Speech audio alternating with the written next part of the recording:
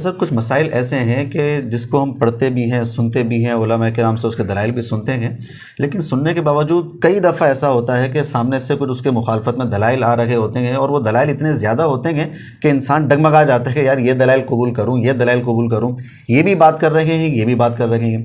ابھی ہمارے ایک بھائی حج پر گئے ہوئے تھے تو انہوں نے وہاں پر ماحول دیکھا، حالات دیکھے، تو انہوں نے وہاں سے سوال بھیجا کہ سوال یہ ہے کہ وہاں پر امیر حمزہ رضی اللہ تعالیٰ عنہ کے مزار پر گئے تھے وہ حاضری دینے کے لیے، زیارت کرنے کے لیے، تو وہاں پر انہوں نے دیکھا کہ بہت سارے لوگ کھڑے ہوئے ہیں وہاں پر اور وہ ان سے استمداد کر رہے ہیں، وہیں پر کھڑے ہوئے ان سے جو ہے نا وہ طلب کر رہے ہیں اور ان سے باتیں کر رہے ہیں، ایسا لگتا ہے بظاہر وہ ان سے مخاطب ہوئے ہوئے ہیں۔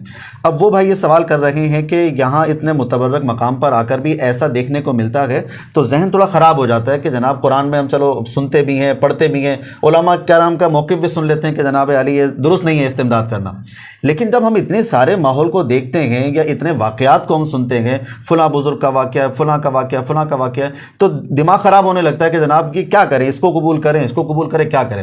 سوال وہ یہ کر رہے ہیں کہ انتقال کے بعد کیا کسی سے استمداد کرنا، اس سے مخاطب ہونا، کلام کرنا، کیا اس کی کوئی حیثیت ہے شریعت میں؟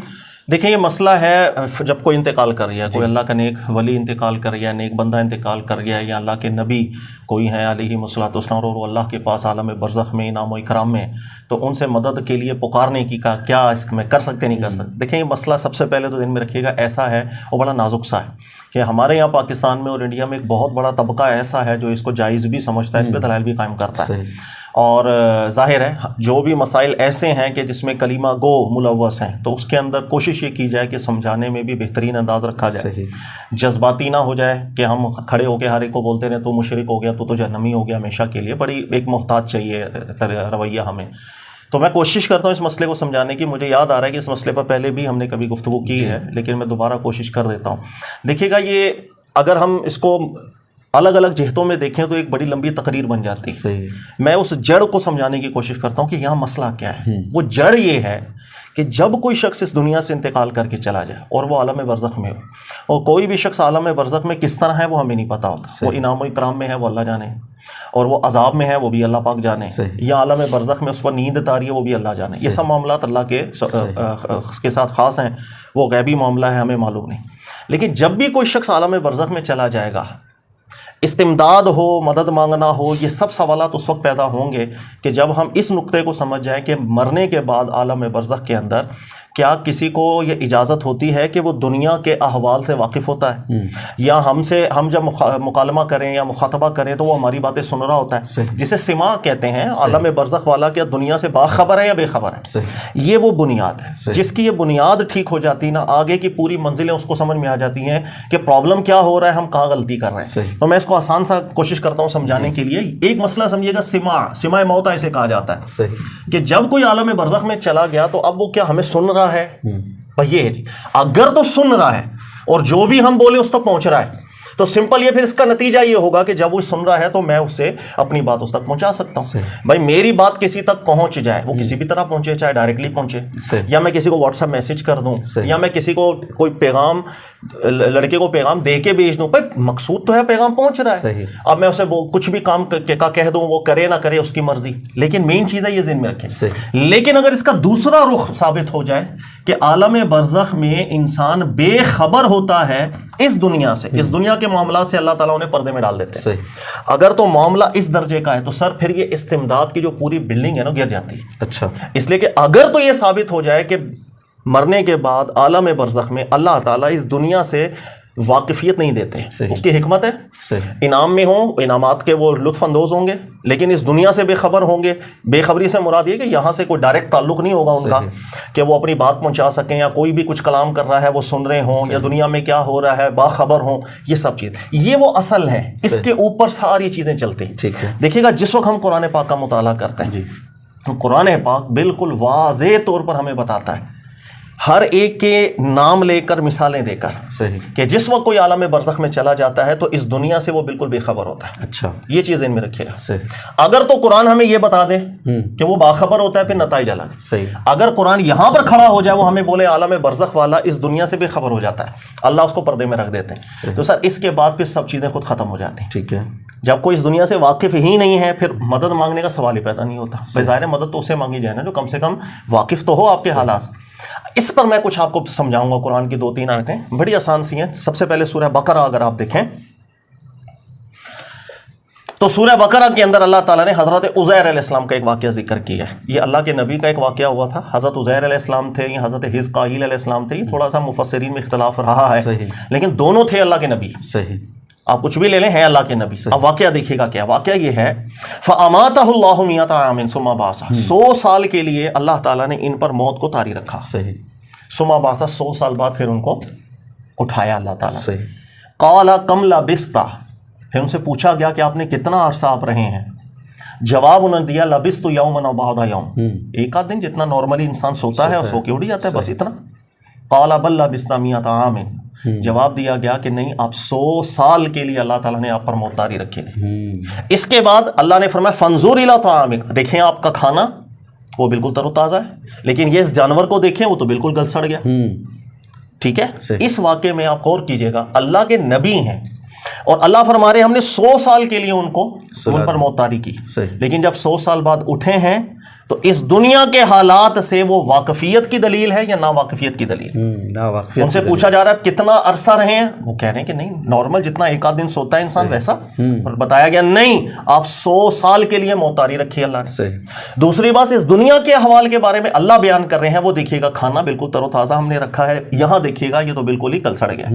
اب بتائیں, اللہ کے نبی ہونے کے باوجود جس وقت موت طاری ہو گئی, اب ایک الگ عالم ہے, اس عالم سے اس دنیا کی بے خبری قرآن بیان کر رہے ہیں, باخبری بیان کر رہے ہیں. بے خبری بیان کر رہے ہیں. سمپل سی بات, اس بنیاد کو اگر آپ سمجھ جائیں گے تو پھر کوئی بھی مسئلہ آپ کے لیے نہیں ہوگا کہ استمداد کے مسئلے میں ایشو کیا ہے. سر ایشو یہ ہے, قرآن کہتا ہے اس عالم کے اندر موت کے بعد پھر اس دنیا سے باخبری نہیں ہے, خلاص. اللہ کے نبی کے بارے میں بھی قرآن کہہ رہا ہے باخبری نہیں ہے.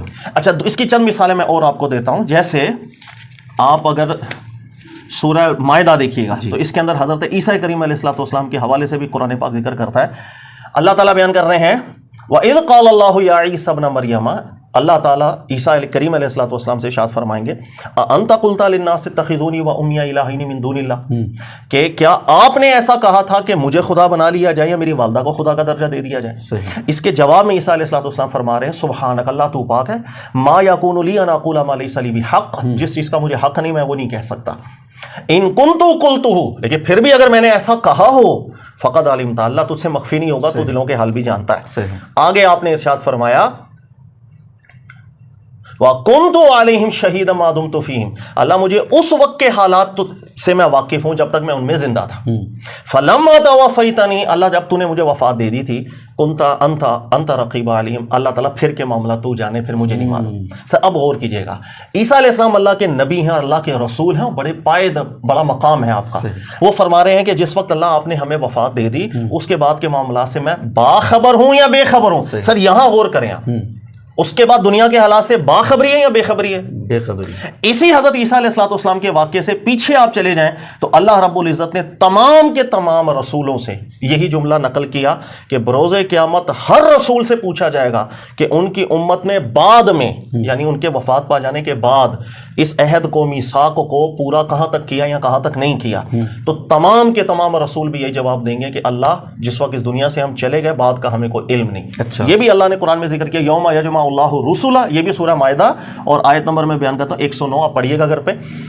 یوم یجمع اللہ الرسل, اللہ تعالیٰ تمام رسولوں کو جمع کریں گے. فیقول ماذا اجیبتم, اور پوچھا جائے گا کہ کیا جواب کیا ملا آپ لوگوں کو یا کیا جواب دیا گیا. یہ جواب اس وقت کا نہیں ہے جب تک حاضر و دین میں رکھے, یہ ہے بعد تک کا عہد کب تک لے کے گئے. تو تمام کے تمام رسول کہیں گے لا علم لنا, اللہ بات کا ہمیں کوئی علم نہیں. انک انت علام الغیوب, اللہ غیب تو صرف تو جانے, ہم غیب نہیں جانتے. سر یہاں اس آیت میں بھی غور کیجئے گا, عالم برزخ میں جا کر اس دنیا کے معاملات سے بے خبری قرآن بیان کر رہا ہے یا باخبری؟ بے خبری. اس چیز کو سمجھ لیجیے. میں اس کی مثال اور آپ کو دے دیتا ہوں. جیسے سورہ یاسین آپ پڑھیں گے تو سورہ یاسین میں اللہ تعالیٰ نے ایک نیک بندے کے حوال ذکر کیے ہیں. وَمَا لِيَ لَا أَعْبُدُ الَّذِي فَطَرَنِي وَإِلَيْهِ تُرْجَعُونَ, جب ان کو شہید کر دیا گیا تو اللہ فرماتے قِيلَ ادْخُلِ الْجَنَّةَ, اب آپ جنت میں جائیں. قَالَ يَا لَيْتَ قَوْمِي يَعْلَمُونَ بِمَا غَفَرَ لِي رَبِّي وَجَعَلَنِي مِنَ الْمُكْرَمِينَ. وہ اللہ سے دعا کر رہا ہے, اللہ کاش تو نے مجھ پر جو انعام و اکرام کیا میری قوم کو کاش پتہ چل جائے, اے کاش ان کو پتہ چل جائے. یعنی آسان الفاظ میں اس دنیا کے اندر وہ کوئی براہ راست کو متعلق نہیں تھا. اللہ سے دعا کرے کاش ان کو پتا چل جائے میں کتنے انعام و اکرام کے اندر ہوں, لیکن ان کو پتا نہیں چل سکتا. اس لیے وحی کر کے اللہ تعالیٰ نے بیان کیا کہ اس وقت ایسا ہوا تھا, لیکن وہ نہیں اپنی بات پہنچا سکا. آسان الفاظ میں عالم برزخ میں انعام و اکرام میں ہونے کے باوجود اس دنیا سے تعلق قرآن ثابت کر رہا ہے یا کاٹ رہا ہے؟ ہر طرح سے کاٹ. یہی وجہ ہے, اب آپ سنیے گا, جس وقت انسان اس دنیا سے چلے جانے کے بعد یعنی مردوں کو جس وقت وہ پکارتا ہے تو قرآن کہتا ہے کہ وہ آپ کی ندا نہیں سنتے. وَلَوْ سَمِعُوا مَا اسْتَجَابُوا لَكُمْ, نہ وہ سن سکتے ہیں نہ وہ جواب دے سکتے ہیں. قرآن پاک نے واضح بیان کر دیا, اس لیے کہ عالم برزخ کو یہاں انقطاع ثابت ہو جاتا ہے. یہ ایک اصل ہے, جس کو سمجھ میں آ جائے گی وہ دعائیں دے گا, وہ کہے گا یار ہمیں معاملات اب کلیئر ہو گیا کہ قرآن کہتا ہے کہ اس عالم میں جانے کے بعد اس دنیا کی خبر سے ایک انقطاع ہے, بے خبری ہے, پھر غیبی معاملات اللہ جانے. یہ جتنے بھی ہم استمداد کے معاملات کرتے ہیں اس میں اصل یہ بنائی جاتی ہے, اور وہ اصل یہ ہے کہ عالم برزخ میں جانے کے بعد دنیا کے ہر معاملے سے باخبر ہے. باخبر ہے اس لیے ہم اس سے التجا کرتے ہیں, سن لیں گے ہمارے لیے کچھ نہ کچھ کر دیں گے. قرآن یہ اصل بیان کرتا ہے. اب پرابلم پتہ ہے کیا, اگر تو ہم یہ دعویٰ کریں کہ وہ باخبر ہے تو میں نے آپ کو 3 سے 4 مثالیں قرآن پاک سے دی بے خبری کی. تو سر اس کے مقابلے میں قرآن پاک سے باخبری کے حوالے سے کوئی دلیل اگر آپ کے پاس ہے وہ آپ مجھے دے دیجئے تاکہ پھر ہم آگے کلام. میں کچھ آپ سے ذکر کرنے کی کوشش کرتا ہوں. سر پہلے یہاں پر یہ بات کہی جاتی ہے کہ یہ جتنی آیات ہیں نا یہ کفار سے, بتوں سے متعلق ہیں, تو آپ یہ مسلمانوں پر, ولیوں پر, نبیوں پر کہاں سے چسپا کر رہے ہیں؟ پہلے تو اس کا جواب کون سی آیت جو آج تک قرآن پاک میں بت پرستی کے ذہن میں رکھیے گا, ایک طرح کا کفر یا ایک طرح کا شرک رسول اللہ صلی اللہ علیہ وسلم کے زمانہ مبارک میں نہیں تھا. قوم نوح کا قرآن پاک ذکر کرتا ہے کہ وہ یغوث, یعوق, ان سب کی وہ عبادت کرنے لگ گئے تھے. سر یہ لوگ کون تھے؟ یہ لوگ نیک لوگ ہی تھے, صالحین لوگ ہی تھے, جو انتقال کر گئے, بعد میں ان کی تصویریں بن گئی, بعد میں ان کے بت بن گئے, انہی سے پھر مدد مانگنے لگ گئے اور انہی سے یہ پھر عبادت کرنے لگ گئے. تو اس ذہن میں رکھ لیجیے. اسی طرح ایک بات اور میں آپ کو بتاؤں, فرشتوں کی بھی عبادت کیا کرتے تھے. بعض مشرکین ایسے بھی تھے فرشتوں سے استمداد کیا کرتے. بعض لوگ ایسے جو جنات سے استمداد کرتے تھے, قرآن نے ان کا قول بھی نقل کیا, یعوذون برجال من الجن. قرآن نے تو اس کو بھی پسند نہیں کیا, اس کو بھی برا اور عیب قرار دیا. تو جنات سے استمداد, ملائکہ سے, اور جو نیک صالحین انتقال کر گئے ان کی یاد میں جو بت بنا لیے ان سے, یہ سب معاملات وہاں چلا کرتے تھے. تو یہ کہنا کہ صرف بتوں سے متعلق تھا, تو صرف ایک پتھر ان کے سامنے نہیں ہوتا تھا, اس کے پیچھے کی پوری فلسفی ہوتی ہے. وہ پتھر کس کا ہے؟ سوال یہ وہ پتھر کس کا بنایا ہے؟ وہ پتھر بنایا ایک صالح شخص کا جو انتقال کر چکا تھا. تو اصل میں وہ پتھر سے مانگ رہے ہیں یا پیچھے ان کی ایک فلسفی ہے جس پر وہ استمداد کر, وہ ایک بندہ پیچھے موجود. جی اس لیے سمجھنا چاہیے ہمیں, قرآن پاک جس چیز کو منع کر رہا ہے ہمیں منع رہنا چاہیے. اب قرآن پاک, مسئلہ ہے کہ اگر آپ یہاں پر کوئی روایت بھی لے کر آ جائیں گے نا, جب قرآن پاک ایک قطعی طور پر ہمیں بیان کر رہا ہے کہ اس جو ایک برزخ کا معاملہ ہے وہاں سے دنیا کا انقطاع ہے, تو سر اس کے مقابلے میں ہم کسی روایت سے کیا قرآن بدل سکتے ہیں؟ یہ وہ اصل ہے جس کو میں نے سمجھا دیا. روایتوں پر آتے ہیں, روایتوں پر میں آپ سے ذکر کرتا ہوں کیونکہ واقعات بہت سارے ہیں. ایک تو نبی علیہ الصلوۃ والسلام یا دیگر انبیاء کرام کے واقعات, پھر صحابہ کرام, پھر تابعین, پھر بعد کے لوگوں کے واقعات شروع ہو گئے, اس پر بھی ابھی ہم آتے ہیں. اچھا یہاں پر ایک سوال اور ہے, اور وہ یہ ہے کہ اب آپ نے کہا کہ بھائی وہ بے خبر ہے, لیکن اگر ہم قرآن پاک پڑھتے ہیں تو وہاں پر شہیدوں کے حوالے سے بات آ رہی ہے کہ وہ بل احیاء ہیں, وہ تو زندہ ہیں. تو جب وہ زندہ اللہ فرما رہا ہے, ان کو الگ سے ایک حیثیت دے رہا ہے, پھر ہم نے دلالت النص بنا کر ولیوں کو یا نبیوں کو بھی یہ صفت دی. اب یہ بنتا ہے نہیں بنتا؟ وہ زندہ ہیں, ابھی میں نے شروع میں کہا وہ انعام و اکرام میں بھی ہیں. تو زندہ ہونا تو اس دنیا میں نا, برزخ کے اندر ہے نا انعام و اکرام میں. سوال یہ ہے کہ یہاں دنیا سے باخبر ہیں وہ زندہ ہونے کے ساتھ, اس کا قرآن انقطاع ثابت کرتا ہے. یہاں تک آپ غور کریں, ابھی میں نے سورہ یاسین کی جو آیت پڑھی ہے آپ غور کریں, وہ شہید کر دیے گئے تھے, اللہ نے کہا جنت میں چلے جائیے. وہ وہاں پر ذکر کریں اللہ تعالیٰ دنیا سے تو میں ابھی تعلق ہی میرا ختم ہو چکا ہے, میری بات کاش ان کو پتا چلا, حسرت کر رہے ہیں. ہمارے یہاں استمداد کے اندر تو تصور یہ ہے کہ ایک شخص بالکل مجھے ہر وقت دیکھ رہا ہے, میں بند کمرے کے اندر بلکہ غار کے اندر جا کر بھی اگر میں بولوں کہ یا فلاں میری مدد کر دے تو وہ سن رہے ہیں, وہ دیکھ رہے ہیں, سب کر دیں گے.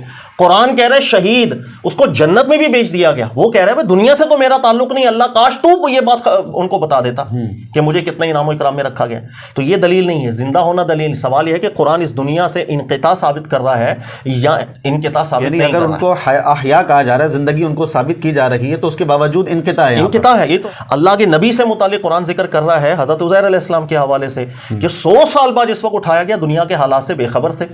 پھر اس کے بعد آپ دیکھیں جملہ رسولوں سے متعلق قرآن ذکر کر رہا ہے کہ عیسیٰ علیہ السلام بیان کریں اللہ بات کے معاملات میں نہیں جانتا. تمام رسول یہ جواب دے رہے ہیں لا علم لنا, اللہ بات کے معاملات ہم نہیں جانتے. اتنی پکی نصوصات قرآن کی موجود ہوں, اس کے مقابلے میں سر میں کسی بھی نہ روایت سے استدلال کے قابل ہوں، نہ میں کسی بھی کتاب یا تصوف میں یا واقعات سے استدلال کے قابل ہوں۔ اگر تو قرآن یہ اصل دے دیتا ہمیں کہ باخبری ہے، ہر طرح کی باخبری ہے، تو سر پھر اس اصل کے اوپر ہم چل سکتے تھے۔ قرآن یہاں کھڑا ہے اور میں یہاں پر ایک بنیاد بنا کر سارے اگر استمداد کے میں کروں گا پھر پرابلم۔ یہ وہ جڑ ہے جس کو سمجھیں، میرے سننے والوں سے بھی گزارش ہے غور سے سمجھیں قرآن پاک کیا کہہ رہا ہے، اس کے بعد دیکھیں کہ استمداد اس کے اندر آتا ہے یا نہیں آتا ہے۔ صحیح۔ اچھا، یہاں پہ چھوٹی سی ایک بات اور ذہن میں آ رہی ہے، وہ یہ آ رہی ہے کہ جیسے نبی علیہ الصلوۃ والسلام یا دیگر انبیاء کرام علیہ الصلوۃ والسلام کے واقعات ہوتے ہیں تو جب وہ سنائے جائیں جس میں عبودیت کا اظہار ہے، وہ اللہ کی بندگی کا اظہار کر رکھے گئے، تو کہتے ہیں نہیں یہ تو ان نبیوں کی عاجزی ہے، ورنہ حقیقت ان کی کچھ اور ہے۔ جیسے نبی علیہ الصلوۃ والسلام کسی مقام پر کوئی بات بیان نہیں فرما رہے اور ہم ظاہر کریں یہ بات بیان کریں کہ جناب علم غیب ہر وقت نہیں ہوتا بلکہ اللہ تعالیٰ جب دیتا ہے تب ہوتا ہے، تو بھائی پہلے کیوں نہیں بتایا نبی نے؟ تو کہ نہیں ان کو معلوم تھا لیکن وہ عاجزتاً ابھی نہیں بتا رہے تھے کیونکہ ابھی حکمت نہیں تھی، جب حکمت ہوئی پھر بتا دیا۔ تو اسی طریقے سے ان واقعات کے اندر ہے کہ بھئی یہ عاجزی کے طور پر کہا جا رہا ہے، ورنہ ان کو معلوم سب کچھ ہے۔ جیسے عیسیٰ علیہ السلام بھی قیامت کے دن کے معلوم ہوگا ان کو، لیکن وہ عاجزی کے طور پر اللہ کی بارگاہ میں کہہ رہے ہیں۔ اس کا کیا جواب؟ میرا ایمان اس پر ہے جو اللہ نے بیان کیا، وہ لفظ جو اللہ تعالیٰ نے ذکر کیا میرا اس پر ایمان ہے۔ صحیح۔ اس کے بعد اگر میں کچھ اور سمجھ رہا ہوں میرا اس پر ایمان نہیں ہے۔ سر قرآن پاک اللہ نے یہ ہدایت کے لیے دی ہے، یہ ہمیشہ ذہن میں رکھیے گا، منطوقات پر ایمان ہوتا ہے، مفہومات پر نہیں۔ مفہومات کے اوپر پوری پوری فکریں کھڑی ہو جاتی ہیں۔ آپ وہ 10 جملے منہ سے نکالیں گے، آپ ان سے پوچھیں 10 جملوں پہ قرآن دکھا دو، سر قرآن کسی ایک جملے پر بھی نہیں ہوگا، اپنی طرف سے جملے بنائی جائیں گے۔ قرآن پاک وہ منطوق یہ جو اللہ تعالیٰ نے الفاظ ذکر کیے ہیں یہ ہے رب کا کلام، ایمان میرا اس پر ہے۔ اللہ نے جو ذکر کیا میں نے اس پر ایمان لے کر آ گیا۔ اللہ نے واضح طور پر ذکر کیا، اللہ نے کوئی ڈکی چھپی بات نہیں کی۔ اللہ کے رسول شہادت کے مقام پر بڑھو سے قیامت نبی گواہ کی حیثیت میں لائے جائیں گے۔ شہادت کے مقام پر گواہی چھپانے کی اجازت ہوتی ہے؟ شہادت کے مقام پر اللہ کے رسول عیسیٰ علیہ السلام اگر کھڑے ہو کر فرمائے کہ اللہ بات کا علم مجھے نہیں، ہر رسول فرمائے اللہ ہماری وفات کے بعد کا علم ہمیں نہیں، تو شہادت چھپا رہے ہیں کہ اللہ کے رسول؟ آپ خود سمجھے نا استدلال کتنا غلط کر رہے ہیں۔ تو جو قرآن نے ذکر کیا میرا اس پر ایمان ہونا چاہیے۔ قرآن کے الفاظ الگ ہوں اور میں اس کے اوپر تشریحات کے الفاظ اپنے چڑھائی جا رہا ہوں ملمہ کر کے، میرا ایمان اس پر نہیں ہوتا، میرا ایمان اس پر ہوتا ہے۔ اس لیے ہم اکثر آپ کو ذکر کرتے ہیں تفسیر کا نہ دین سے تعلق ہے نہ وہ اللہ کا کلام۔ اللہ کا کلام یہ ہے جو ذکر کیا، تفسیر میں مفسر کہاں سے کہاں نکل جائے اللہ کے کلام کو بدل کے رکھ دیتا ہے، تو ہمارا اس پر ایمان تھوڑی ہے۔ اچھا، یہاں پر ایک سوال اور، پھر میں اصل سوال کی طرف آتا ہوں، وہ یہ کہ بھئی آپ کو پرابلم کیا ہوتی ہے؟ اللہ با اختیار ہے، اللہ کی قدرت ہے، ہم تو کہتے ہیں وہ نبی خود نہیں سن سکتے، وہ ولی خود نہیں سن سکتے، کسی کی کوئی طاقت نہیں، کوئی پتہ بھی نہیں گرا سکتا، ہلا سکتا، اللہ سناتا ہے، اللہ کرتا ہے۔ تو اللہ تو ابھی بھی موجود ہے، ان کے انتقال کے بعد بھی موجود ہے، تو اگر ہم کہیں یا نبی اور کچھ استمداد کریں یا اپنے پیر سے استمداد کریں تو بھئی اللہ میری بات وہاں تک پہنچائے گا اور وہ میری استمداد کر دیں گے، اس کو آپ کیسے رد کریں؟ تھوڑا سا غور کریں، امکانات کے اوپر شریعت نہیں چلتی، شریعت نصوصات پہ چلتی ہے۔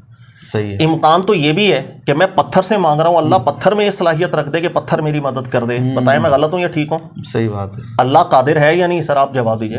اللہ اس پتھر کے اندر ایسی صلاحیت پیدا کر دے کہ میں پتھر سے مانگوں اور پتھر میری مدد کر دے۔ میں مشرک پھر بھی نہ ہوں کیونکہ میں پتھر کو ڈائریکٹ خدا نہیں بنا رہا، بلکہ میں کہہ رہا ہوں اللہ ہے تو ہی مانگ، میں پتھر سے رہا ہوں، تو پتھر میں صلاحیت ڈال دے وہ میری مدد کر دے۔ سر امکانات کے اوپر تو میں کہاں سے کہاں نکل جاؤں؟ امکانات کے اوپر شریعت نہیں ہوتی، نصوصات پہ شریعت ہوتی ہے۔ یہ بات اللہ نے کہی جو آپ کہہ رہے ہیں، سر وہ آیت مجھے دکھائے میں ایمان لے آؤں گا۔ میں نے اس لیے آپ سے تھوڑی دیر پہلے یہ ذکر کیا، مفہومات کے اوپر دین نہیں چلتا، منطوقات کے اوپر دین چلتا ہے۔ سر مجھے نص دکھائیں، یہی بات اہل کتاب سے کہ قل ہاتوا برہانکم، سر دکھائیں، فاتوا بالتوراۃ، وہ تورات لے کر آ جائیں، دکھائیں۔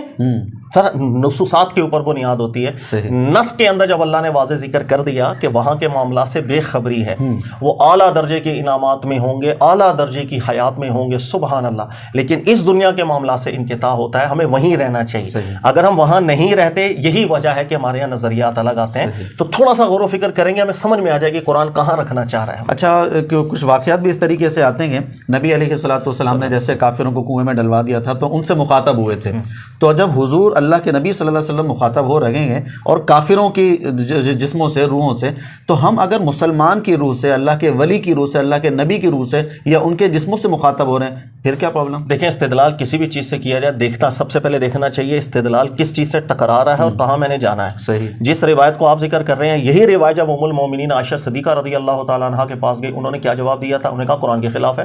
اللہ کے نبی علیہ السلام نے یہ بات کبھی بھی ارشاد نہیں فرمائی ہوں گی کہ وہ سن رہے ہیں، بلکہ وہ جان رہے ہوں گے۔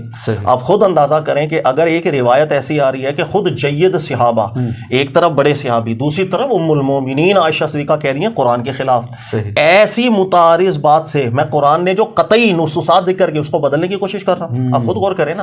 دیکھو ایک طرف قطعی حکم، ایک طرف ظنی حکم، اس لیے کہ جب صحابہ ہی مختلف ہو گئے بات ظنی ہو گئی، اور ظنی کو قطعی کے مقابلے میں آپ لے کر آ رہے ہیں، تو استدلال دیکھنا چاہیے میں کر کیا رہا ہوں. اس لیے میں نے آپ سے ذکر کیا کہ روایات ایک نہیں 10 بھی آ جائیں ہم قرآن نہیں بدل سکتے. یہی چیز امام ابو حنیفہ رحمۃ اللہ علیہ کا سٹینڈ رہا ہے، اور فقہ حنفی کے متقدمین تمام کے تمام علماء کو آپ پڑھ لیں سب متفق تھے کہ وہ کہتے تھے سماع موتا نام کی کوئی چیز نہیں. اللہ قرآن نص قطعی قرآن کی موجود ہے کہ بعد کے معاملات میں بے خبری ہوتی ہے، انقطاع ثابت ہوتا ہے. اس کے بعد میں کچی باتوں کے اوپر یا خبر واحد روایتوں کی بنیاد کے اوپر قرآن بدل دوں، میں یہ ظلم نہیں کر سکتا. لہذا امام ابو حنیفہ کا یا فقہ حنفی کے علماء کا بڑا مضبوط سٹینڈ رہا ہے، یہ ذہن میں رکھیے گا. ٹھیک ہے سر، یہ 2 اسٹیپ تو ہو گئے، قرآن کا بھی ہو گیا، حدیث کا بھی ہو گیا، اور اگر ناظرین کو کوئی روایت ذہن میں آ رہی ہے تو کامنٹس میں بتا سکتے ہیں، اس کا جواب بھی انشاءاللہ مفتی صاحب سے لے لیں گے.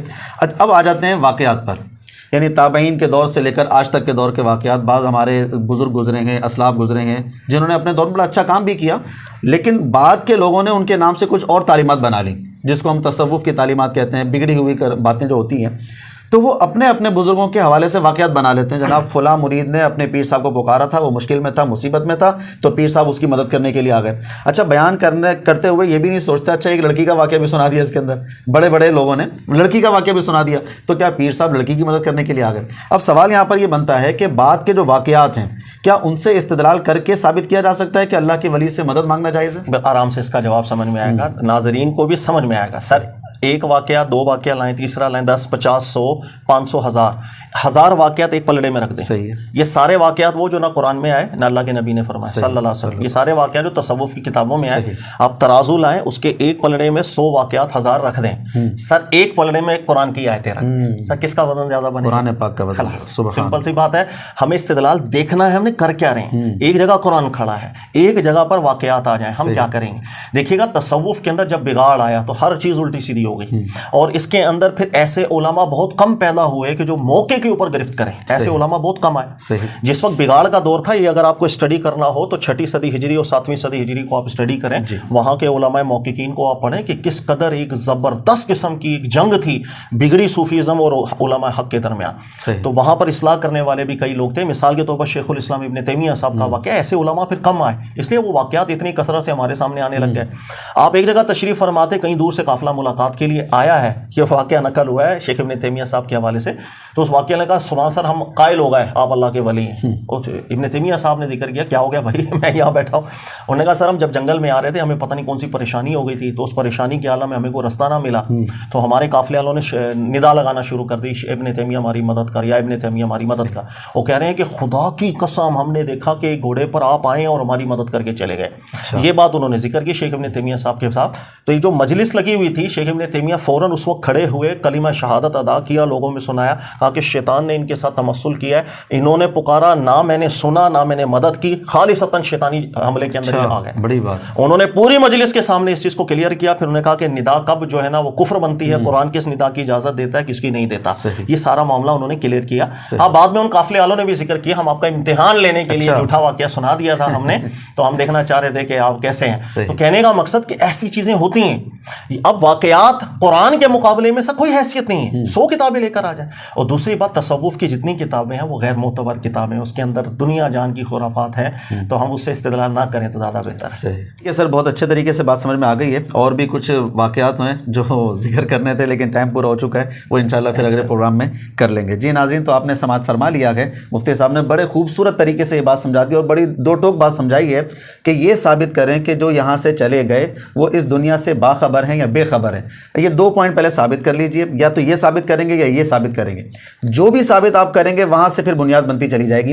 اور جو مفتی صاحب نے واقعات سنائے، آپ ان آیتوں کو اسٹڈی کریں قرآن پاک سے. انبیاء کرام کے واقعات ہیں، حضرت عزیر علیہ السلام کا واقعہ ہے، عیسیٰ علیہ السلام کا واقعہ، پھر یوم یجمع اللہ الرسل، تمام رسولوں کی بات آ رہی ہے. وہ کہیں گے اللہ ہمیں نہیں معلوم، لا علم لنا انک انت علام الغیوب. بڑی بات ہے اور بڑی وضاحت کے ساتھ مفتی صاحب نے بات بیان کی کہ یہاں سے انقطاع ہو جاتا ہے. جب انقطاع ثابت ہو گیا، اب پھر آگے آپ بنیاد نہیں رکھ سکتے کہ آپ ان سے استمداد امداد کریں یا اپنے حالات بتائیں یا اپنے اوپر رحم کی اپیل کریں، ایسا نہیں کر سکتے۔ یقین جانیے مجھے تو بہت خوبصورت طریقے سے، آسن طریقے سے سمجھ میں آیا۔ میں سمجھ رہا تھا شاید ایسا ہو کہ جو مخالف ہیں ان کے لیے کوئی عجب کلمات ہوں گے مفتی صاحب کے، لیکن ایسا نہیں ہوا۔ بہت بہترین طریقے سے مفتی صاحب نے سمجھایا، اللہ تعالیٰ انہیں بھی جزائے خیر عطا فرمائے۔ اور آخر میں سماعت فرما لیجئے 29 جون سے انشاءاللہ ہماری ایک آن لائن کلاس شروع ہو رہی ہے اصول استدلال کورس کے نام سے، جس میں انشاءاللہ قرآن فہمی، حدیث فہمی سکھائی جائے گی۔ اگر آپ ایڈمیشن لینا چاہتے ہیں، مفتی صاحب سے پڑھنے کے متمنی ہیں، تو آپ کی اسکرین پر نمبر آ رہا ہے، آپ اپنا ایڈمیشن کنفرم کروا سکتے ہیں۔